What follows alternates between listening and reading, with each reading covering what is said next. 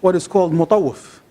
These mutawif are basically who provide you the services during Hajj time, whether it's transportation, going to your hotel, going to Mina, going to Arafah, checking you in and out at different stages. So they basically, you surrender your passport to this agent as you come into the airport, whether it's Medina or Mecca. And your passport will always be traveling with you, but in a bag given mostly to the driver of the bus. So your passport basically goes with you, and they check you in when you check into a town in Medina, and then check you out as you check out of Medina. There is a transfer station in the middle, and when you get to Mecca again. So your passport is really with you, but not on you. Okay, it is with the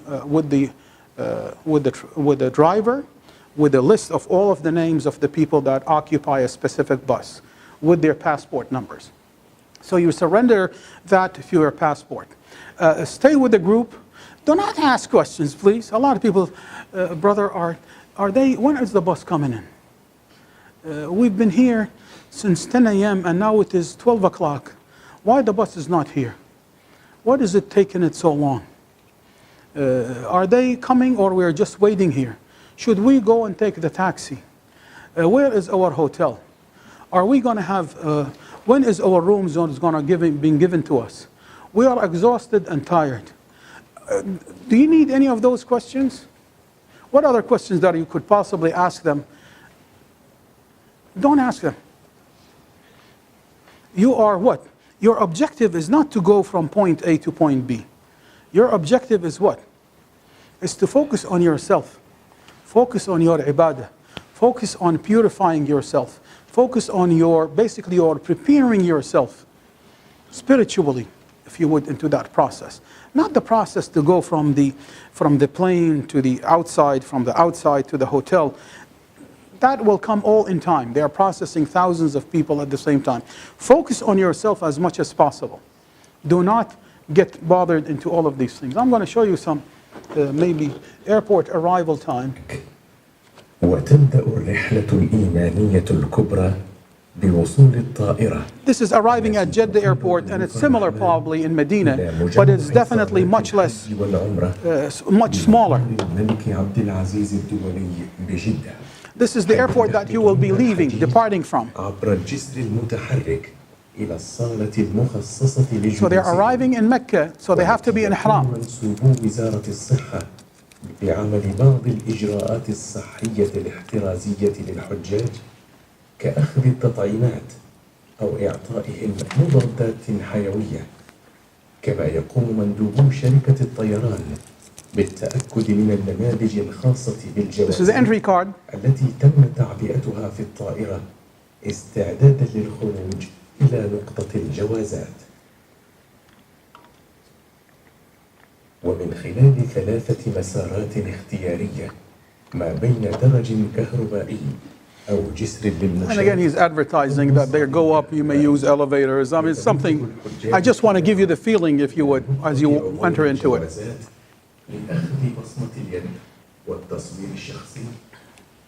They may take your fingerprints, they may take your photo. يتوجه الحجاج إلى سيور الأمتعة لاستلام أمتعتهم الشخصية. Luggage claim.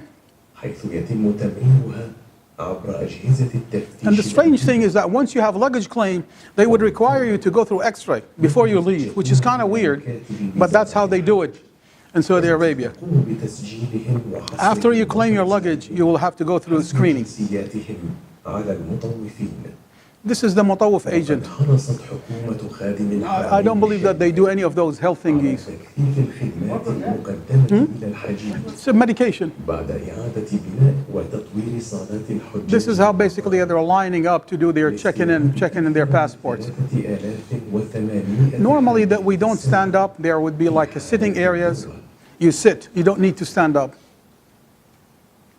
وفور خروج الحجاج من صالة القدوم يقوم منسوبو مكتب الوكلاء الموحد. This is the unified agents office people, basically that provides the basic services. وصرف كوبونات النقل والإسكان. These are the coupons for each transportation. في كل من مكة المكرمة والمشاعر المقدسة.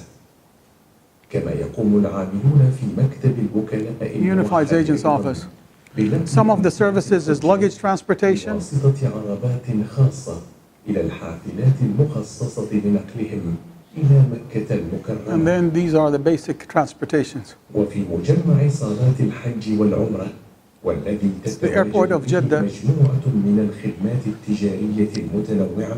They have some cafeterias and this is telephone SIM cards. If you wish to buy it, you could. الحج الخاصة كل حسب جنسيته للراحة قليلا حيث يتم توزيعهم على مؤسسات الطوافة الخاصة بهم. وأخيرا يصعد الحجاج إلى الحافلات التي توفرها لهم النقابة العامة Going to be moving all over the time with these buses. الله وحفظه إلى مكة المكرمة. And these buses are very tight. They are very small. They are, in most cases, they are Korean buses, and they don't have much leg room, man. I mean, if you are a person who was less than 5 foot tall, it's probably good, but anyone who is over 5, your knees are going to be hurting, man. I mean, you got to sit like this because the other chair in front of you is almost touching you. They are not comfortable, and you're going to be riding these buses in many places from one area to another. The longest one is probably going from Medina to Mecca or Mecca to Medina. So it normally takes 4 hours, but for Hajjis it will take a whole lot longer than that. Okay. Questions?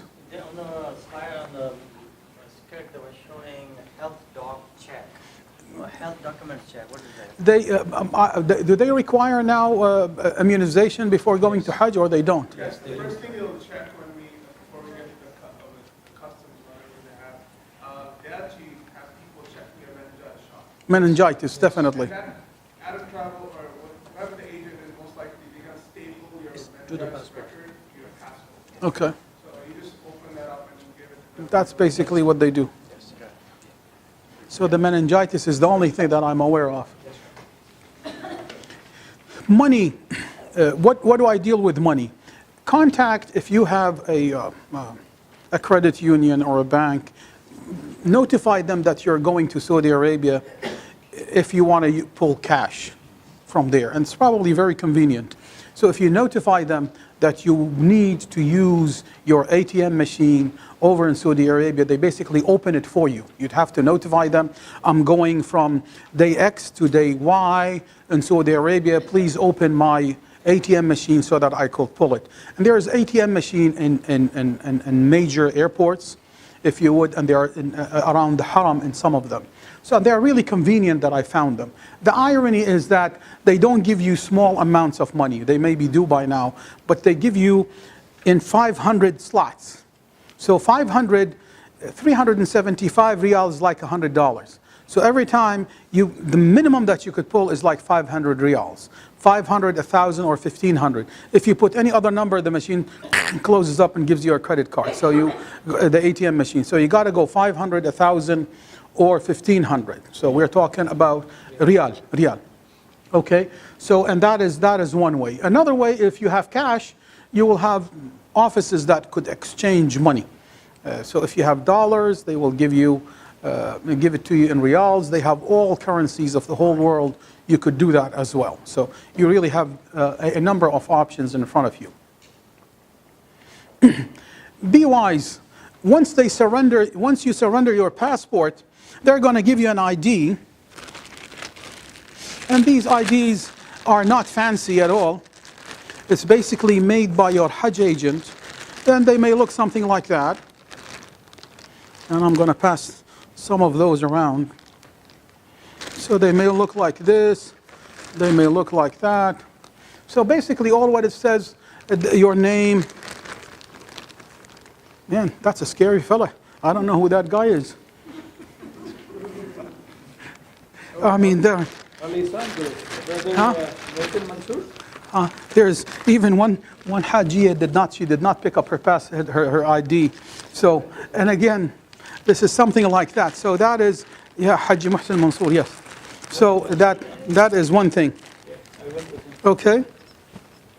So again, they would look an ID like this. It basically identifies who you are, what hotel you're staying in Mecca, what hotel you're staying in Medina, and there's a phone number of the Hajj agent. So basically, if in case you could get lost or something, that's basically becomes your passport. That's your ID, no matter where you go. Just yeah. So that is important, if you would. So for you. So have your ID with you. Where is your passport is gone.